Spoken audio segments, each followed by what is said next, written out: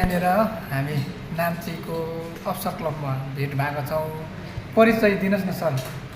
सेवन्दी, म चाहिँ रोशन राई है, कला साहित्य संस्था खोर्लोङबाट युवा कविमा।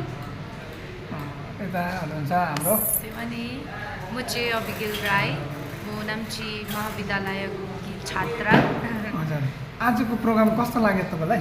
आजको प्रोग्राम एकदम राम्रो भइरहेको छ। हजुर, अनि तपाईँलाई कस्तो लागिरहेछ?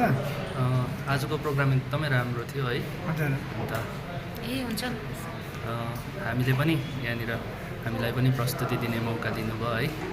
त्यसको लागि हाम्रो दक्षिण सिक्किम साहित्य सम्मेलनलाई एकदमै धन्यवाद पनि दिन चाहन्छु। साथै 30औं स्थापना दिवसमा पनि उहाँहरूलाई बधाई पनि दिन छ है। अनि आज म चाहिँ यहाँ उहाँसँग चाहिँ फर्स्ट टाइम भेटेको पहिलोपटक। उहाँ अब हाम्रो जल्दो बोल्दो युवा कवि हुनुहुन्छ। यता अलिकति कोपा यहाँ हाम्रो हर्का बहादुर चामलिङ, उहाँको किताब छ फुका। के भनिदिनुहोस् न कोपा, आज प्रोग्राम कस्तो लाग्यो त? एकदमै राम्रो, अच्छा लाग्यो, श्रेष्ठ। चाप्लिङ हुनुहुन्छ म? तपाईँले के बोलिदिनुहोस् न। के भन्नु, तपाईँको उयो मतलब युट्युबमा पोस्ट गर्नुहुन्छ? हजुर, युट्युबमा पोस्ट गर्नुहुन्छ? हजुर, ए, उहाँको युट्युब च्यानललाई सब्सक्राइब गरिदिनुहोस् होला, लाइक गरिदिनुहोस् होला, अनि सेयर गरिदिनुहोस् होला। आलाग्ने बर्थडे एउटा आलाग्ने कविता सुनाइदिनुहोस् न। ल अहिले हजुर, ओके।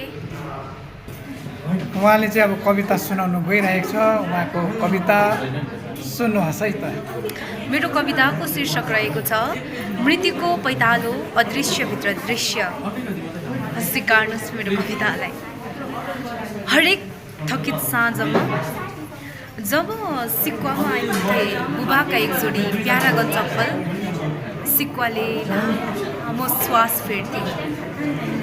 दिनभर आँगन चिहाएर थाकेका पिराहरूले पनि बुबाको स्पर्श पाएर अघिनाको छेउमा सेकाउँथ्यो छाती। गुन्द्रुकको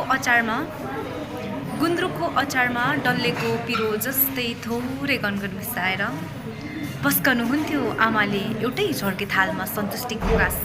टम्मै सुनाउँथे बुबा दिनभरिको थकान। मैले पनि सँघाल्न सिकेकी हुँ निधारभरिको नुनिलो श्रम। कहिले आमाको काख, कहिले बुबाको छाती। त्यही टाउको राख्दा मेरो जीवनभरिको थकान फुस्स निदाउँथ्यो।